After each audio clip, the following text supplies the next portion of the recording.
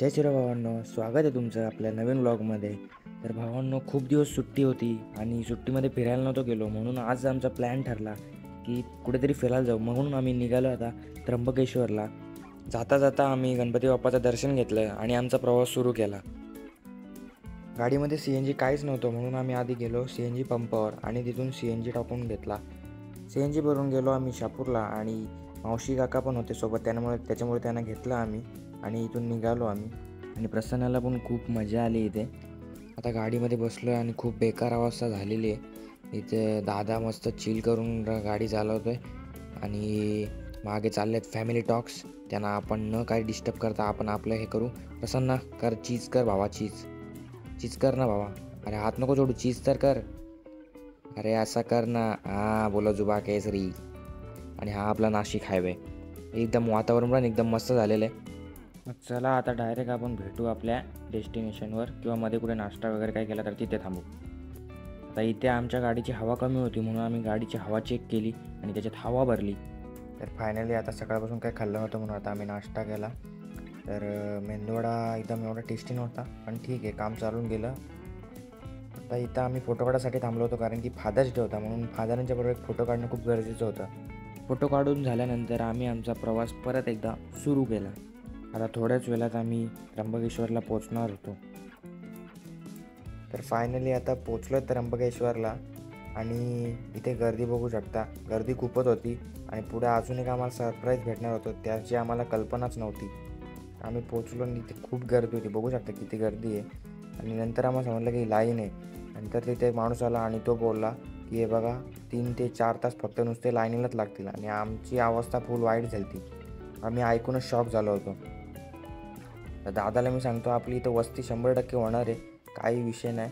पण आम्ही काही न करता पुढे इकडे तिकडे चाललो आहे, बघतोय काही पर्याय आहे की नाही आम्हाला बघायला. दादा सांगतोय बापरे पुढं लाईन तर बघ किती आहे. मी पण बघून फुल एकदम शॉक, दादा शॉक, मी शॉक, सगळे शॉक झालेत. आता पुढून चाललो आम्ही मंदिराच्या इथे गर्दी बघायला. तर आम्ही गर्दीतून मंदिराच्या इथे पोचलो आहे, पण इथे पण एंट्री नव्हती.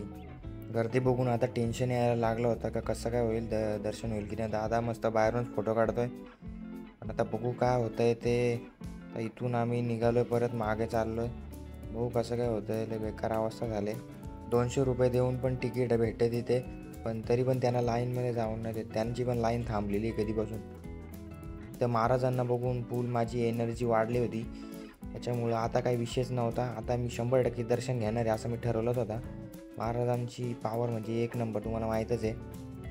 तर या लाईनमध्ये मी घुसलो होतो आणि माझा आनंद गगनात नव्हता मावत.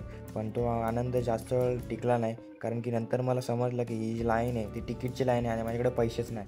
त्याच्यामुळं मला लाईनीतून बाहेर निघायला लागलं. तर काय सांगू भावांनो, तोपर्यंत मी इकडे दुसऱ्या जुने महादेव मंदिर होते, इकडे त्यांचं दर्शन घ्यायला आलो आणि इकडे लाईन वगैरे काहीच नव्हती जास्त. म्हणून मी पटकन लाईनीमध्ये लागलो आणि बोललो की याचं तरी दर्शन घेऊया कमीत कमी, वो नाही तो यही सही. आणि मग मंदिराच्या आतमध्ये आलो. दर्शन होणे में जमा था. बघू आता कधी दर्शन होतं ते. इथं पण आहे लाईन, पण एवढी पण नाही. इथं दर्शन होईल ही मला गॅरंटी होती 100%. आणि मग फायनली आता आतमध्ये आलो दर्शन घ्यायला. मला दाखवतो आहे बघा सीन कसा आहे इथे. मूड एकदम फ्रेश झाला आहे. आता दर्शन घेतो आणि डायरेक्ट बाहेरच भेटतो तुम्हाला. चला, इथलं दर्शन करून आता माझा मिशन हे होतं की आता मी ह्या लाईनीत कसा काय घुसू. अर्धा 1 तासानंतर मी मंदिराच्या लाईनीत आलो, मला एंट्री भेटली. आता आतमध्ये गर्दी बघू शकता किती गर्दी होती, पण आपल्याला काय टेन्शन नव्हतं. आपण फुल आपल्याला एंट्री भेटल्यामुळे एकदम प्रॉपर ओके में खोके होतो आपण. आता इथून निघलो आणि त्या अनाऊन्समेंट करत होते की फक्त कमीत कमी 6 ते 7 तास नुसते तुमच्या दर्शनास लागतील जे लाईनमध्ये आहेत. आणि हे ऐकून सगळ्यांची हवा टाईट झाली होती, पण मी कुठेच खचलो नाही. मी सतत पुढे चालत राहिलो. मी खचलो नाही आणि थकलोही नाही.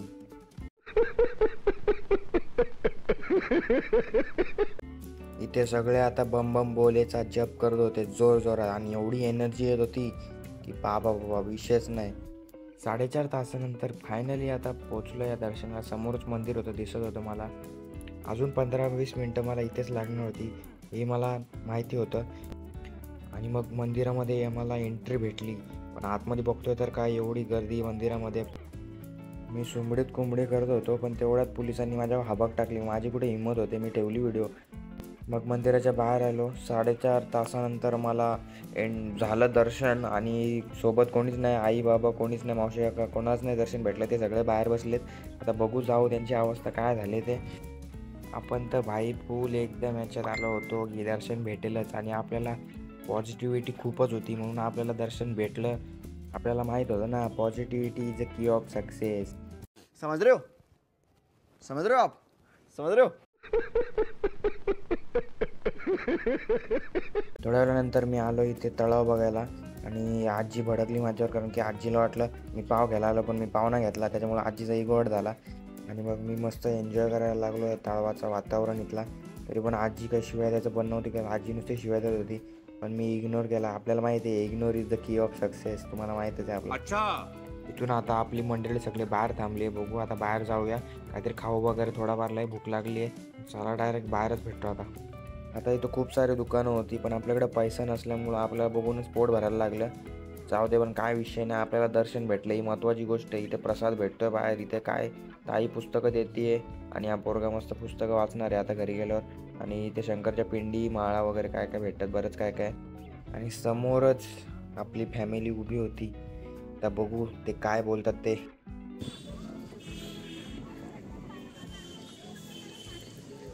चला 4 तासाची मेहनत झाली एकदम पूर्ण.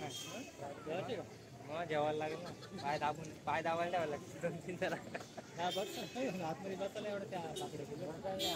अरे ते आपण सकाळी पाहिजे ना मेन गेटला ते पास नाही गावलं, ही 2-2 ची तिकीट लावली ती त्याची भांडायला काम घेऊन घरी हो. मग घरी जाते ना ती, त्यांना तेवढा रुपये द्यावं त्यांना.